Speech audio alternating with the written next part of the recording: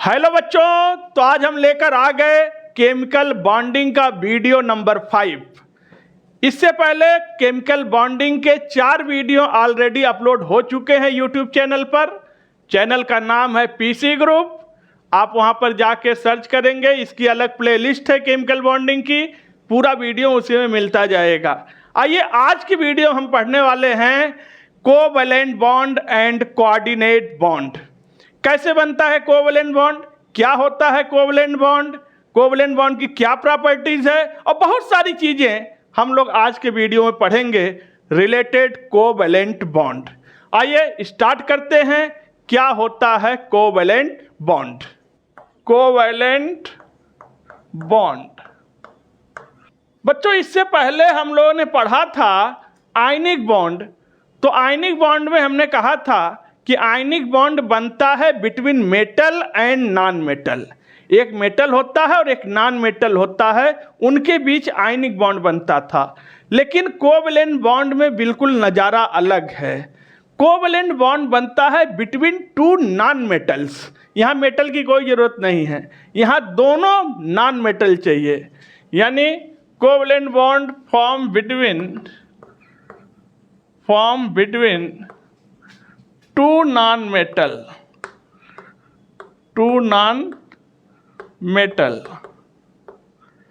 और याद रखना, आयनिक बॉन्ड बनता था इलेक्ट्रॉन के ट्रांसफर से, लेकिन कोवैलेंट बॉन्ड बनेगा by mutual sharing of electrons. कैसे बनेगा? By mutual sharing of electron. इलेक्ट्रॉनों की म्यूचुअल शेयरिंग से बनने जा रहा है कोवैलेंट बॉन्ड। 2 नॉन मेटल्स के बीच में बनेगा कोवैलेंट बॉन्ड। यहां पर सवाल है कि म्यूचुअल शेयरिंग क्या होता है। म्यूचुअल शेयरिंग का मतलब है अगर कोवैलेंट बॉन्ड 2 एटम के बीच में बन रहा है तो दोनों पार्टनर अपने अपने इलेक्ट्रॉन लगाएंगे, और एक कोवैलेंट बॉन्ड बनने में 2 इलेक्ट्रॉन का इस्तेमाल किया जाएगा। अगर 2 कोवैलेंट बॉन्ड बनेगा तो 4 इलेक्ट्रॉन लगेगा, 3 कोवैलेंट बॉन्ड बनेगा तो 6 इलेक्ट्रॉन लगेगा। जैसे अगर हम कोई एग्जाम्पल लें, मान लीजिए हम 2 नॉन मेटल ले रहे हैं। एक नॉन मेटल क्लोरीन है और दूसरा नॉन मेटल फिर क्लोरीन ले लिया। क्लोरीन के वैलेंस शेल में कितने इलेक्ट्रॉन होते हैं? 7 इलेक्ट्रॉन। तो 7 इलेक्ट्रॉन बना लेते हैं। 4 2 6 1 7। इसको क्रॉस से दिखाते हैं, थोड़ा आपको फील अच्छा आए। 4 2 6 1 7। अब ऑक्टेट को पूरा करने के लिए ही तो कोवैलेंट बॉन्ड बनने जा रहा है। बॉन्ड बनता ही क्यों है? स्टेबिलिटी पाने के लिए।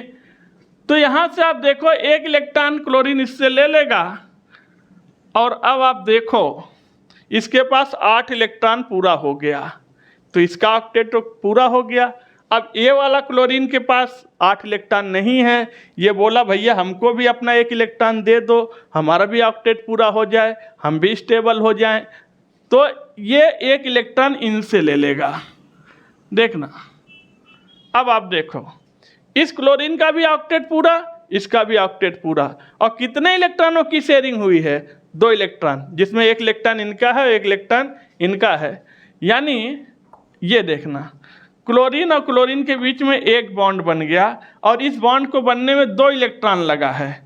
देखना, एक क्रॉस से दिखा रहे हैं, एक डॉट से दिखा रहे हैं। 1 इलेक्ट्रॉन इनका है, 1 इलेक्ट्रॉन इनका है, तो एक बॉन्ड बना, एक सिंगल कोवैलेंट बॉन्ड बना, यानी 2 इलेक्ट्रॉनों की म्यूचुअल शेयरिंग हुआ है 2 नॉन मेटल्स के बीच में। अब बेटा, जो ये बॉन्ड देख रहे हो, जो बॉन्ड में इलेक्ट्रॉन लगा है, इसको बोलते हैं bond pair electron. Bond pair electron. और जो ये इलेक्ट्रॉन बच गए, कितने इलेक्ट्रॉन बच गए? 6 इलेक्ट्रॉन इसके पास और 6 इलेक्ट्रॉन इसके पास। तो जो इलेक्ट्रॉन यूज नहीं हुए बॉन्ड बनाने में, उस इलेक्ट्रॉन को बोलते हैं बच्चों लोन पेयर ऑफ इलेक्ट्रॉन। क्या बोलते हैं? Lone pair of electron. जो इलेक्ट्रॉन बॉन्ड फॉर्मेशन में भाग नहीं लेते हैं, उन्हीं इलेक्ट्रॉन को बोलते हैं लोन पेयर ऑफ इलेक्ट्रॉन्स। तो देखना, दूसरा कोई एग्जांपल लेते हैं। चलो, इस बार 2 नॉन मेटल ले रहे हैं, ऑक्सीजन ले रहे हैं। ये दूसरा ऑक्सीजन। ऑक्सीजन छठवें ग्रुप का है पीरियोडिक टेबल में, तो बैलेंस शेल में 6 इलेक्ट्रॉन है। देखना 6 इलेक्ट्रॉन, इनको डॉट से दिखा रहा हूं, लीजिए 6 इलेक्ट्रॉन। अब 6 इलेक्ट्रॉन है, इसको 2 इलेक्ट्रॉन मिल जाए तो इसका ऑक्टेट कंप्लीट हो जाए। तो ये 2 इलेक्ट्रॉन इनसे म्यूचुअल शेयरिंग कर लेगा। अब आप इसको देखो, इसके पास 8 इलेक्ट्रॉन हो गए। अब 2 इलेक्ट्रॉन ये इनसे लेके म्यूचुअल शेयरिंग कर लेगा बच्चों। देखो 8 इलेक्ट्रॉन इसके पास भी हो गए। इस बार 2 इलेक्ट्रॉनों की म्यूचुअल शेयरिंग हो रही है, इसलिए ऑक्सीजन और ऑक्सीजन के बीच में 2 कोवलेंट बॉन्ड बनेगा। देखो बन गया।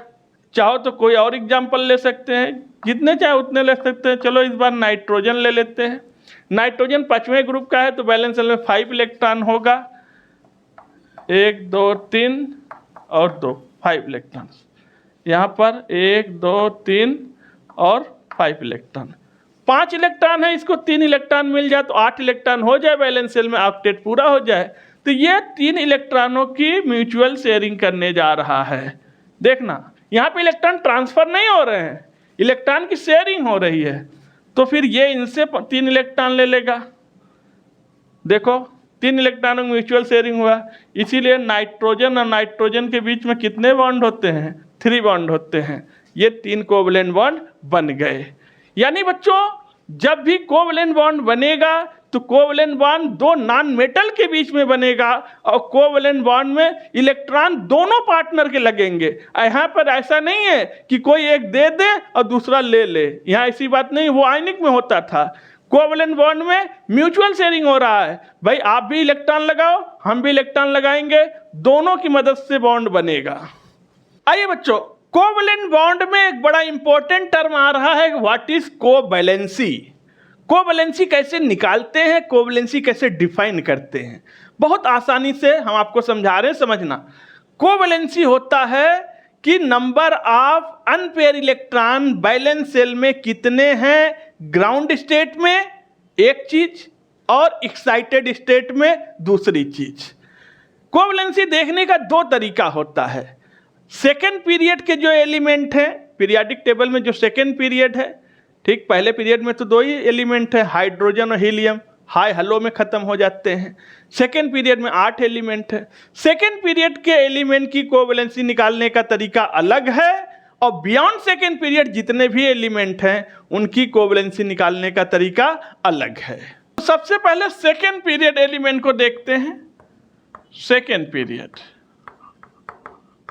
देखना, जब आप सेकेंड पीरियड एलिमेंट की कोवैलेंसी निकाल रहे हो तो आपको देखना है नंबर ऑफ अनपेयर इलेक्ट्रॉन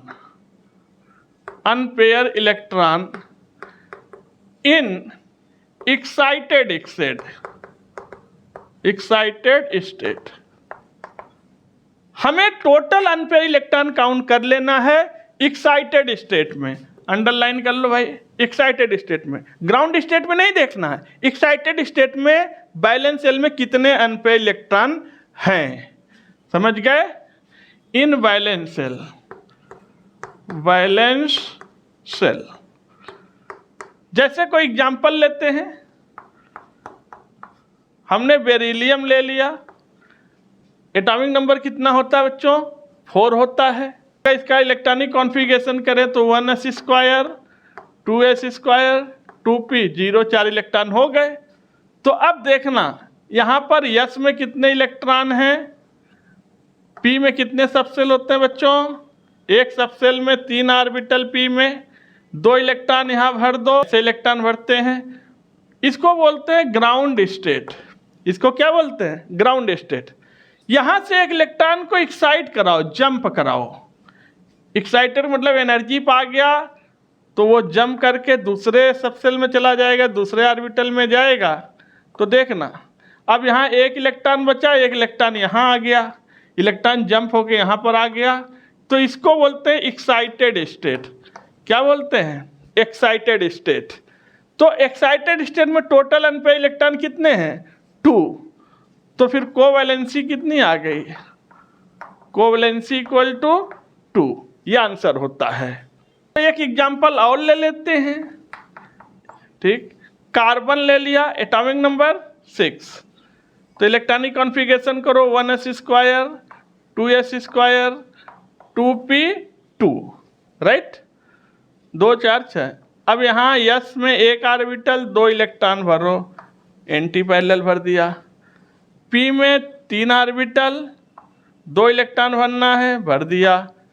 लेकिन बच्चों ये ग्राउंड स्टेट है, ग्राउंड स्टेट में 2 ही अनपेयर है और हमें ग्राउंड स्टेट नहीं देखना है, हमें एक्साइटेड स्टेट देखना है। तो यहाँ पर 2 इलेक्ट्रॉन है, यहाँ से एक इलेक्ट्रॉन जंप करा के इस ऑर्बिटल में डाल दो, तो यस में बचेगा केवल 1 इलेक्ट्रॉन, और इस बार यहाँ पर हो गया 2 इलेक्ट्रॉन पहले था, 1 इलेक्ट्रॉन और आ गया। अब आप देखो, इसको बोलते हैं एक्साइटेड स्टेट। एक्साइटेड स्टेट में टोटल अनपेयर इलेक्ट्रॉन कितने हैं? 1 2 3 4। तो बच्चों कोवैलेंसी कितनी आ गई? कार्बन की कोवैलेंसी कितनी आ गई? 4। इसीलिए कार्बन कितने बॉन्ड बनाता है? 4 बॉन्ड। जिसकी जितनी कोवैलेंसी वो कंपाउंड उतना ही बॉन्ड बनाएगा।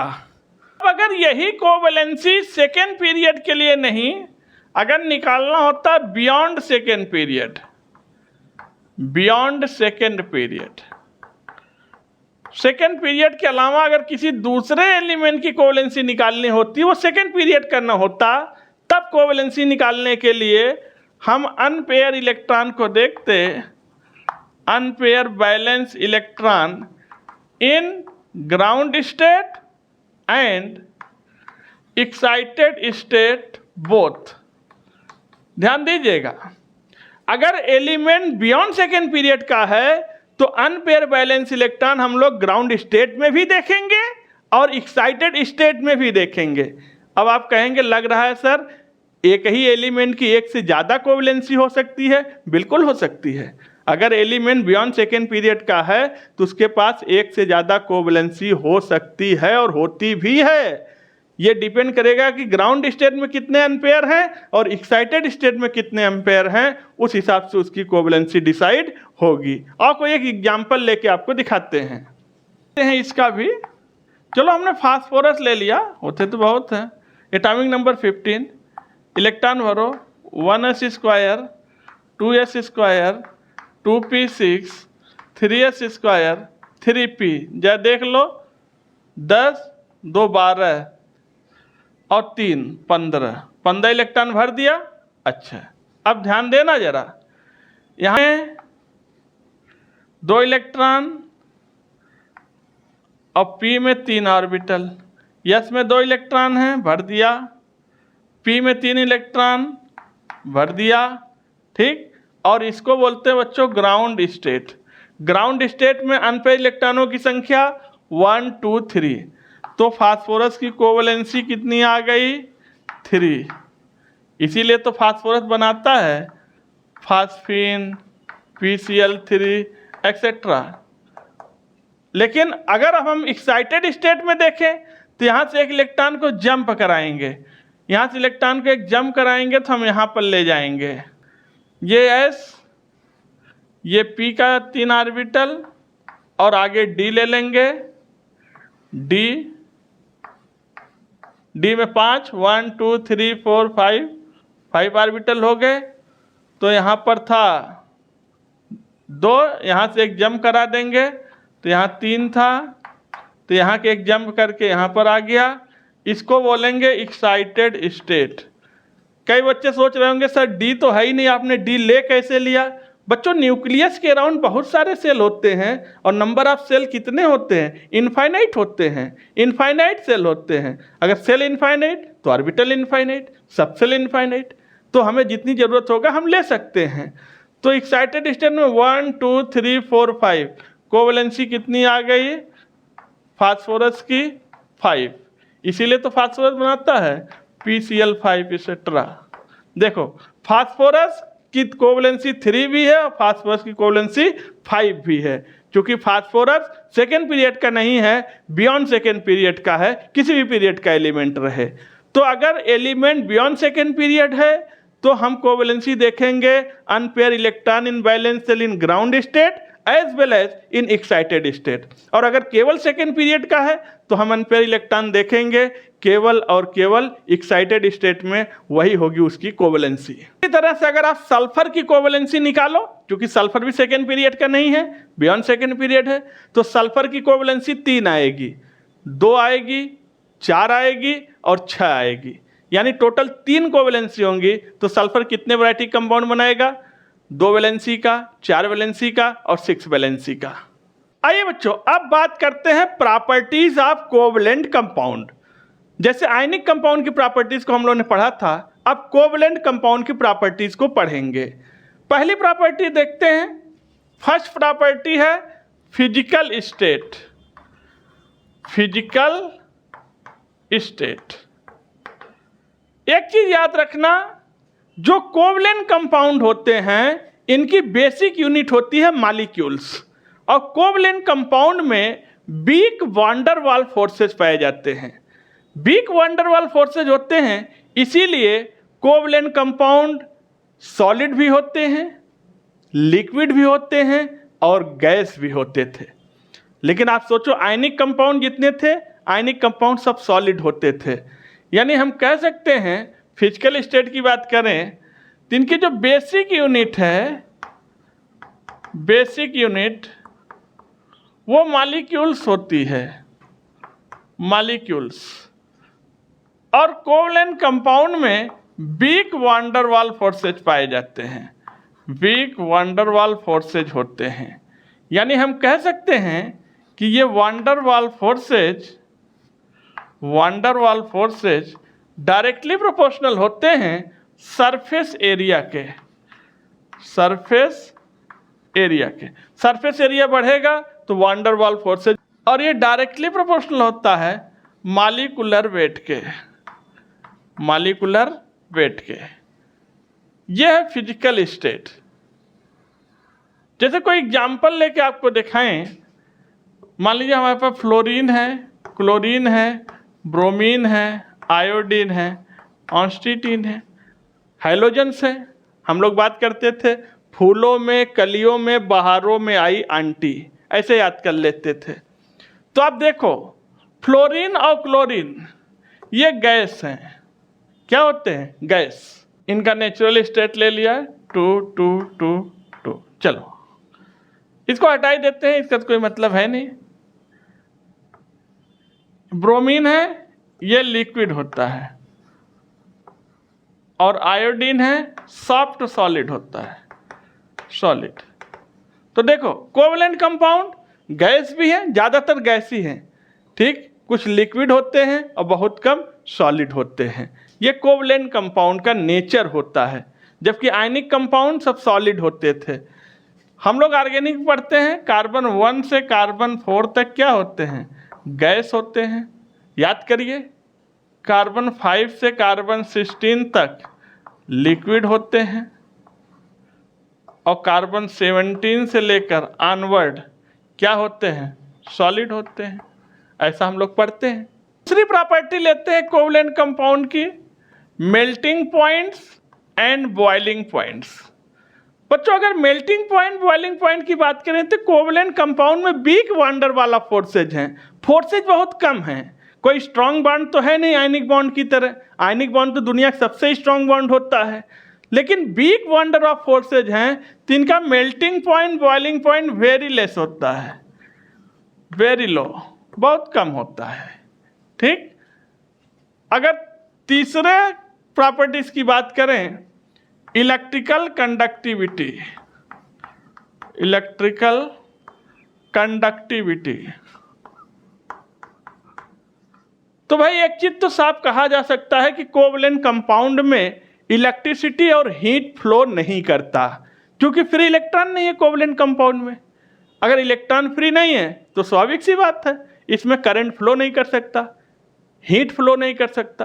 तो कोवलेंट कंपाउंड में कोई भी इलेक्ट्रिकल कंडक्टिविटी नहीं पाई जाती है। ठीक। लेकिन एक एक्सेप्शन होता है,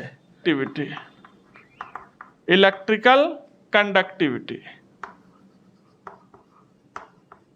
कोई इलेक्ट्रिकल कंडक्टिविटी नहीं है, एक्सेप्ट एक एक्सेप्शन है ग्रेफाइट, ग्रेफाइट आपने पढ़ा होगा कि ग्रेफाइट इकलौता ऐसा नॉन मेटल है, ग्रेफाइट ऐसा कंपाउंड है कोवलेंट जिसमें करंट फ्लो करता है। ग्रेफाइट में करंट फ्लो करता है क्योंकि ग्रेफाइट में मोबाइल फ्री इलेक्ट्रॉन्स होते हैं बिटवीन हेक्सागोनल लेयर्स, ठीक है, उनके बीच में फ्री इलेक्ट्रॉन होते हैं, तो ग्रेफाइट में करंट फ्लो करता है। बाकी किसी भी कोवलेंट कंपाउंड में करंट फ्लो नहीं होगा और हीट का भी फ्लो नहीं होगा। Nature of bond, nature of bond तो थोड़ा याद करना, जब आयनिक कंपाउंड पढ़ रहे थे तो हम लोगों ने कहा था कि आयनिक कंपाउंड नॉन डायरेक्शनल होते हैं और इनका कोई बॉन्ड का नेचर नहीं है, ठीक है, इसीलिए आयनिक कंपाउंड हाइब्रिडाइजेशन या आइसोमेरिज्म जैसे फिनोमेना को शो नहीं करते थे। लेकिन कोवलेंट कंपाउंड की बड़ी खासियत है कि कोवलेंट कंपाउंड में कोवलेंट बॉन्ड डायरेक्शनल बॉन्ड होता है, इसकी फिक्स एक डायरेक्शन है, इसकी फिक्स ज्योमेट्री है, इसका फिक्स शेप है, इसीलिए कोवलेंट कंपाउंड आइसोमेरिज्म भी दिखाते हैं, कोवलेंट कंपाउंड हाइब्रिडाइजेशन भी दिखाते हैं, ठीक है। तो इनके अंदर डायरेक्शनल बॉन्ड है, डायरेक्शनल बॉन्ड है, ठीक, इसीलिए ये हाइब्रिडाइजेशन भी शो करेंगे और आइसोमेरिज्म भी शो करेंगे। Network covalent compound, network covalent compound, भैया कोवलेंट बॉन्ड की एक बड़ी खूबी होती है कि covalent bond network covalent compound बनाते हैं। ये एक बहुत बड़ा ह्यूज नेटवर्क, बहुत सारे कोवलेंट बॉन्ड आ जाएंगे, इतने कोवलेंट बॉन्ड आ जाएंगे, ठीक है, कि ऐसे बहुत सारे कोवलेंट बॉन्ड कनेक्ट होते जाएंगे और नेटवर्क कंपाउंड का बना लेंगे। जैसे एग्जांपल डायमंड, डायमंड एक नेटवर्क कोवलेंट कंपाउंड है। SiO2 नेटवर्क कोवलेंट कंपाउंड है। बालू, सैंड, सबसे बड़ी खूबी होती है कि covalent compound network covalent Gantt compound बना सकते हैं। इतना ज्यादा नेटवर्क कोवलेंट कंपाउंड है, इसमें इतने ज्यादा कोवलेंट बॉन्ड हैं कि इनको ज्यादा से ज्यादा कितना भी टेम्परेचर दो, आग में डाल दो, इनके ऊपर कोई फर्क नहीं पड़ना है। ये तो बालू है, आपने देखा होगा बालू एकदम गर्म हो जाता है, उस पर दाना डालते हैं, मूंगफली डालते हैं, ग्रेन्स डालते हैं, मक्का डालते हैं और दाना भुन जाता है। इतने टेम्परेचर के बाद भी बालू एकदम लाल है, वो SiO2 है, लेकिन उसके बॉन्ड नहीं टूट रहे हैं। उसमें अंगुली डालो तो अंगुली पिघल जाएगा। सोचो, इतना टेम्परेचर भी ये झेल ले जा रहा है। डायमंड इतना टेम्परेचर झेल ले जाएगा, इसके ऊपर कोई फर्क नहीं पड़ेगा, क्योंकि ये सब कंपाउंड नेटवर्क कोवलेंट कंपाउंड होते हैं। जो ये कोवलेंट बॉन्ड आप पढ़ रहे हो, ये कोवलेंट बॉन्ड भी दो तरीके का होता है। एक पोलर कोवलेंट बॉन्ड होता है, एक नॉन पोलर कोवलेंट बॉन्ड होता है। कैसे पहचानेंगे कौन सा बॉन्ड पोलर है और कौन सा बॉन्ड नॉन पोलर है? बहुत आसानी तरीके से पहचान सकते हैं। सपोज करो कि ये कोवलेंट बॉन्ड है, तो बेटा ये कोवलेंट बॉन्ड दो तरह का होता है। एक तो non polar covalent bond, non polar covalent bond, और एक होता है पोलर कोवलेंट बॉन्ड। आसानी से पहचानते हैं। जो नॉन पोलर कोवलेंट बॉन्ड होता है वो बनता है बिटवीन लाइक एटम, समान एटम के बीच में बनता है, ठीक, जैसे क्लोरीन क्लोरीन के बीच में। ये बॉन्ड कैसा है? नॉन पोलर कोवलेंट बॉन्ड है। इसको तोड़ोगे तो कोई पोलरिटी नहीं आएगी। भाई कैसे आएगा? दो इलेक्ट्रॉन लगा हुआ है, क्लोरीन भी उतने, ये भी क्लोरीन भी उतना पावरफुल, ये क्लोरीन भी उतना पावरफुल, तो ये दोनों इलेक्ट्रॉन को अपनी तरफ कोई भी नहीं खींच पाएगा। दोनों की पावर बराबर है, इसलिए इस इलेक्ट्रॉन को न ये खींच पाएगा न ये खींच पाएगा, कोई पोलरिटी नहीं आ पाएगा। जैसे ऑक्सीजन ऑक्सीजन के बीच में बना बॉन्ड नॉन पोलर है, नाइट्रोजन नाइट्रोजन के बीच बना bond non polar covalent bond है, हाइड्रोजन हाइड्रोजन के बीच बना bond non polar covalent bond है। यानी जब लाइक एटम्स के बीच में बॉन्ड बनेगा, दोनों एटम एक तरह के होंगे, तो बॉन्ड कैसा होगा? Non polar covalent. लेकिन अगर यहाँ पे बात करें पोलर कोवलेंट बॉन्ड की, तो ये बनता है between different atom, different atom, या आप कह सकते हैं अनलाइक एटम। डिफरेंट एटम के बीच में बनेगा बॉन्ड। जैसे लो H Cl। अब यहाँ पे 2 इलेक्ट्रॉन हैं, बताओ कौन ज़्यादा इलेक्ट्रोनेगेटिव? क्लोरीन। यहाँ पर इलेक्ट्रोनेगेटिविटी सेम थी तो कोई इलेक्ट्रॉन को नहीं खींच पा रहा था, लेकिन यहाँ क्लोरीन ज़्यादा पावरफुल है, हाइड्रोजन कम पावरफुल है। पावरफुल का मतलब इलेक्ट्रोनेगेटिविटी, तो ये अपनी तरफ इलेक्ट्रॉन को खींच लेगा। तो इस पर आ जाएगा माइनस निगेटिव, इस पर आ जाएगा पॉजिटिव, तो 2 पोल बन गए पॉजिटिव निगेटिव। तो ये हो गया पोलर कोवलेंट बॉन्ड। जैसे कार्बन और Cl के बीच बना बॉन्ड कैसा है? पोलर। कार्बन ऑक्सीजन के बीच बना बॉन्ड कैसा है? पोलर कोवलेंट बॉन्ड है। जब भी डिफरेंट एटम के बीच में बॉन्ड बनेगा तो वो बॉन्ड हमेशा पोलर कोवलेंट बॉन्ड होगा, क्योंकि एक की पोलरिटी, एक ज़्यादा इलेक्ट्रोनेगेटिव होगा, एक कम इलेक्ट्रोनेगेटिव होगा। जो ज़्यादा इलेक्ट्रोनेगेटिव होगा वो इलेक्ट्रॉन को अपनी डायरेक्शन में खींचेगा, उस पर नेगेटिव चार्ज आएगा। जिसका इलेक्ट्रॉन खींच गया उस पर पॉजिटिव चार्ज आएगा। ए और बी के बीच में बना ये बॉन्ड है, ये कोवलेंट बॉन्ड है।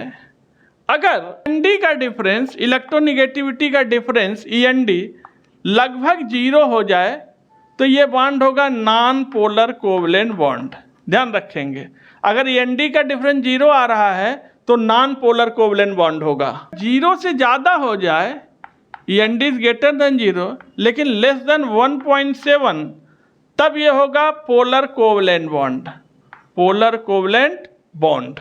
लेकिन यही END बच्चों अगर 1.7 से भी ज़्यादा हो जाए तो बॉन्ड फिर कोवलेंट रहेगा ही नहीं, न तो पोलर और न तो नॉन पोलर।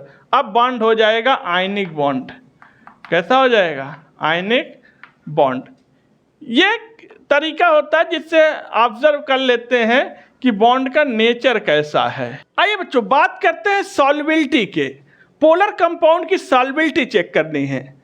आयनिक कंपाउंड में तो हम लोग फ्रिक्वेंटली बोल देते थे कि आयनिक कंपाउंड वाटर में घुलते हैं, ठीक, लेकिन यहाँ पर हम ऐसे फ्रिक्वेंटली नहीं बोल सकते, क्योंकि यहाँ पर कोवलेंट कंपाउंड में एक रूल चलता है, लाइक डिजॉल्व लाइक।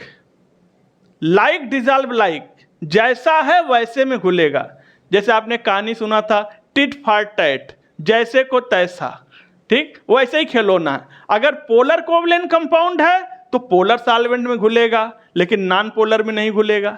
अगर नॉन पोलर कंपाउंड है तो वो नॉन पोलर सॉल्वेंट में घुलेगा लेकिन पोलर सॉल्वेंट में नहीं घुलेगा। यानी जैसा नेचर है वैसे में घुलेगा, लाइक डिजॉल्व लाइक। तो कौन सा रूल चलता है यहाँ? लाइक डिजॉल्व लाइक, जैसा है वैसे में घुलेगा। जैसे हमारे पास कुछ सॉल्वेंट हैं, सॉल्वेंट पोलर हैं और नॉन पोलर। नॉन पोलर जैसे वाटर कैसा है? Polar solvent. एसिटिक एसिड कैसा है? Polar solvent. फार्मिक एसिड कैसा है? Polar solvent. जैसे CCl4 non polar solvent, CH2 non polar solvent, benzene non polar solvent, ether non polar solvent.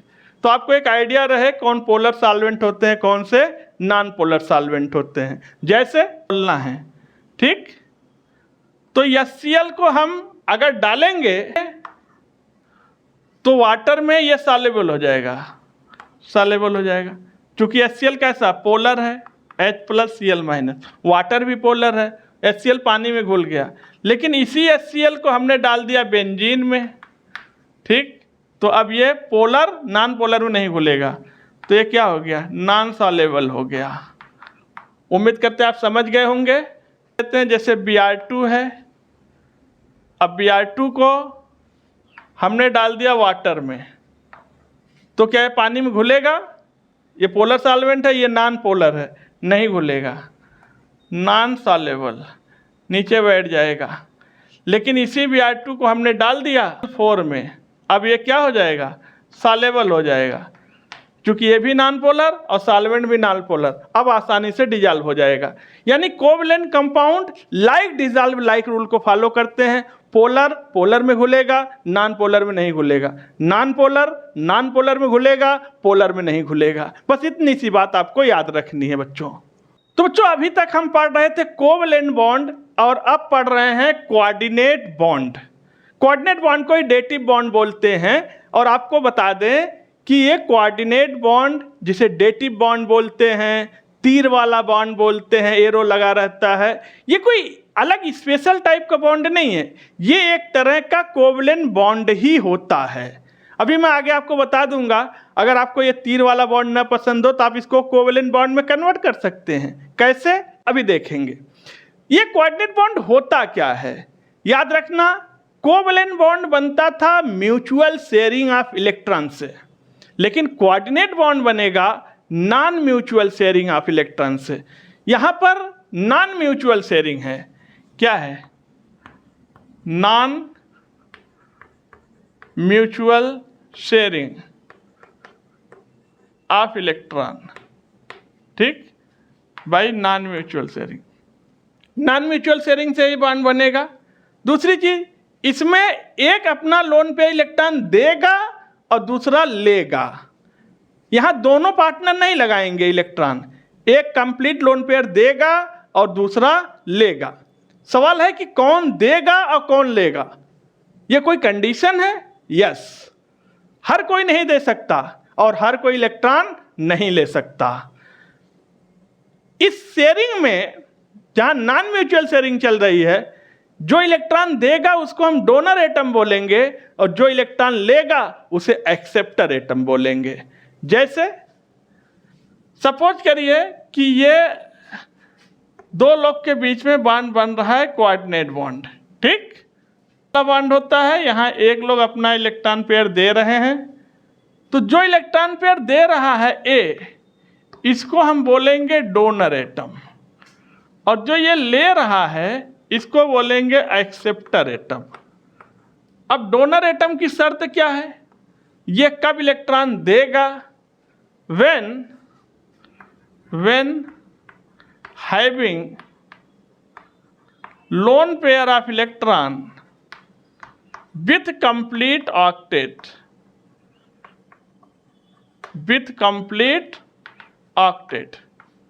एक तो इसके पास लोन पेयर इलेक्ट्रॉन हो, दूसरी चीज इसका ऑक्टेट भी कंप्लीट हो, तभी ये अपना लोन पेयर इलेक्ट्रॉन दूसरे को डोनेट करेगा, दान में देगा। भाई जब इसके पास ऑक्टेट खुद का कंप्लीट रहेगा तभी तो ये इलेक्ट्रॉन को देगा, अगर खुद का कंप्लीट नहीं रहेगा तो अपना ही पहले कंप्लीट करेगा। आपके पास बहुत ज़्यादा पैसा होगा तभी तो आप किसी को दान में, चंदे में पैसा दे सकते हैं। अगर आपके पास खुद पैसे की कमी है, आपकी रिक्वायरमेंट नहीं पूरी हो पा रही है, तो आप दूसरे को दान कैसे कर सकते हैं, ठीक। तो ये लोन पे इलेक्ट्रॉन हो और दूसरी चीज इसका खुद का ऑक्टेट कंप्लीट होना चाहिए, तब ये डोनेट करेगा। एक्सेप्टर एटम की क्या शर्त है, having two electron short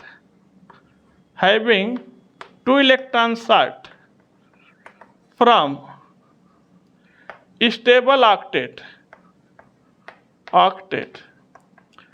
acceptor atom के पास ऑक्टेट पूरा होने में केवल 2 इलेक्ट्रॉन की कमी रहे, ज्यादा कमी नहीं होना चाहिए, नहीं तो फिर ये नहीं देगा।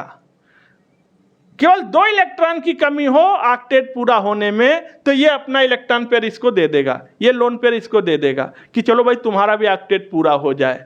लेकिन अगर सोचो ज्यादा इलेक्ट्रॉन की कमी है तो फिर ये देने से मना कर देगा। अगर 2 इलेक्ट्रॉन शॉर्ट है तो ये अपना लोन पेयर इलेक्ट्रॉन इसको देगा, इसका ऑक्टेट पूरा हो जाएगा। डोनर एटम है, इसको हम बोलेंगे लुईस बेस, और जो एक्सेप्टर एटम है इसको हम बोलेंगे लुईस एसिड।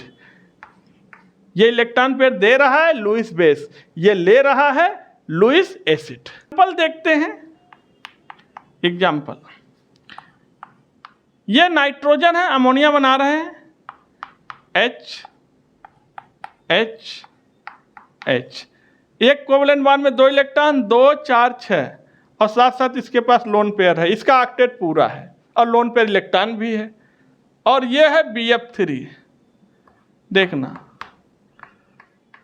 BF3, ठीक, 2 इलेक्ट्रॉन, 2, 6 इलेक्ट्रॉन है, इसके पास 8 इलेक्ट्रॉन पूरा होने में, ऑक्टेट पूरा होने में 2 इलेक्ट्रॉन की कमी है, तो इनके बीच आसानी से बन जाएगा कोऑर्डिनेट बॉन्ड। ये अपना लोन पे इलेक्ट्रॉन इनको दे देगा, देखो बन गया कोऑर्डिनेट बॉन्ड, और BF3 बन गया लुईस एसिड। इस तरह से बॉन्ड बना। ये ऑक्सीजन है H2O और इसके पास 2 लोन पेयर इलेक्ट्रॉन है। इसके साथ कोऑर्डिनेट बॉन्ड बनाना है तो हाइड्रोजन को ये अपना लोन पेयर इलेक्ट्रॉन नहीं देगा, क्योंकि हाइड्रोजन के पास खुद एक इलेक्ट्रॉन है। हाइड्रोजन कितने इलेक्ट्रॉन होते हैं? 1। तो पहले हाइड्रोजन अपना इलेक्ट्रॉन निकाल दे, लॉस कर दे, लो प्लस लग गया। अब इस हाइड्रोजन के पास 2 इलेक्ट्रॉन की कमी हो गई, यानी अगर इसको 2 इलेक्ट्रॉन मिल जाते हीलियम का ऑक्टेट ग्रहण कर लेगा और स्टेबल हो जाएगा। अब इसको ये अपना लोन पे इलेक्ट्रॉन आसानी से देगा और कोऑर्डिनेट बॉन्ड बना लेगा। तो वाटर क्या बन गया? Lewis base. हाइड्रोजन क्या बन गया? Lewis acid. इस तरीके से बच्चों बनता है कोऑर्डिनेट बॉन्ड। आपसे कहा था कि अगर आपको तीर वाला बॉन्ड न पसंद हो, कोऑर्डिनेट बॉन्ड न पसंद हो, तो आप इसको कोवेलेंट पे रिप्लेस कर सकते हैं। कैसे रिप्लेस करेंगे? ठीक है, coordinate bond can replace by covalent bond. Covalent bond जैसे सपोज करिए कि 2 एटम है A और B, इनके बीच में ये कोऑर्डिनेट बॉन्ड बना हुआ है। 2 कंडीशन होती हैं, A और B के बीच कोऑर्डिनेट बॉन्ड बना है। पहली कंडीशन कि ये सेकेंड पीरियड का एलिमेंट है, सेकेंड पीरियड, तब रिप्लेस करने का तरीका अलग है। और अगर ये बियॉन्ड सेकेंड पीरियड है, यानी सेकेंड पीरियड का नहीं, बाकी किसी पीरियड का है, बियॉन्ड सेकेंड पीरियड, तब इसको रिप्लेस करने का तरीका अलग है। अगर ये सेकेंड पीरियड का है तो इसको हम चार्ज में ब्रेक कर देंगे। बताओ, तीर का डायरेक्शन इधर है, यानी ये इलेक्ट्रॉन ले रहा है और जो इलेक्ट्रॉन लेता उस पर निगेटिव और जो इलेक्ट्रॉन दे रहा उस पर पॉजिटिव। गायब हो गया कोवेलेंट बॉन्ड, कोऑर्डिनेट बॉन्ड गायब, अब कोवेलेंट बॉन्ड बन गया। लेकिन और जो ये चार्जेज आ रहे हैं, ये चार्जेज रियल चार्जेज नहीं है, ये फॉर्मल चार्ज है। ये कैसे चार्जेज होते हैं? फॉर्मल चार्ज है, नॉट रियल। ये कोई रियल चार्ज नहीं होते हैं, ये हटाने के तरीके होते हैं कि तीर वाला बॉन्ड हटा के कोवेलेंट बॉन्ड बना दिया। नहीं करना है, एक तीर वाला बॉन्ड हटाओ, 2 कोवेलेंट बॉन्ड लगा दो, लीजिए हट गया, तीर वाला बॉन्ड हट गया, कोऑर्डिनेट बॉन्ड हट गया, कोवेलेंट बॉन्ड बन गया। इस तरह से हम कोऑर्डिनेट बॉन्ड को कोवेलेंट बॉन्ड से रिप्लेस कर सकते हैं। देखते हैं, ये नाइट्रोजन है,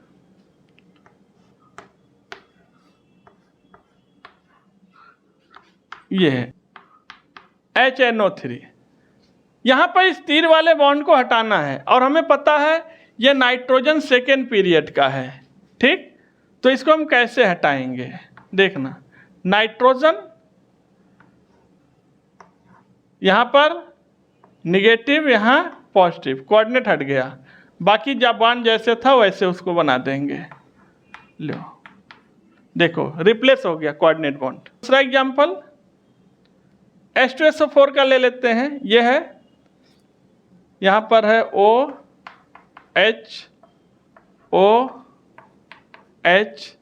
यहाँ पर एक कोऑर्डिनेट बॉन्ड है, यहाँ दूसरा कोऑर्डिनेट बॉन्ड है। अगर इस कोऑर्डिनेट बॉन्ड को आप हटाना चाहते हो और सल्फर बियॉन्ड सेकेंड पीरियड का है, सल्फर सेकेंड पीरियड का है नहीं, तो कोऑर्डिनेट बॉन्ड जहाँ है वहाँ 2 कोवेलेंट बॉन्ड लगा दो, तो ये गायब हो जाएगा। यानी ये सल्फर है, OH और यहाँ आ गया 2 कोवेलेंट बॉन्ड, रिप्लेस हो गया कोऑर्डिनेट बॉन्ड। देखिएगा, इस तरह से आज के वीडियो में लेक्चर नंबर 5 में हम लोगों ने पढ़ा covalent bond and coordinate bond, और कोवेलेंट बॉन्ड की बहुत सारी प्रॉपर्टीज क्या होती हैं, सारी चीज़ों को हम लोगों ने डिस्कस किया। आज की वीडियो को ही रखते हैं। अगला वीडियो हम लेकर आ रहे हैं लुईस स्ट्रक्चर का, कैसे बड़े बड़े कंपाउंड का स्ट्रक्चर्स बनाते हैं, नाइट्रेट है, सल्फेट है, फॉस्फेट है, बड़े बड़े आयंस का स्ट्रक्चर कैसे ड्रा करते हैं। अगला वीडियो लेकर आ रहे हैं, वीडियो नंबर 6, पार्ट नंबर 6। तो आज के वीडियो कहीं रखते हैं, फिर आपसे मिलते हैं नेक्स्ट वीडियो में। तब तक के लिए थैंक यू, टेक केयर।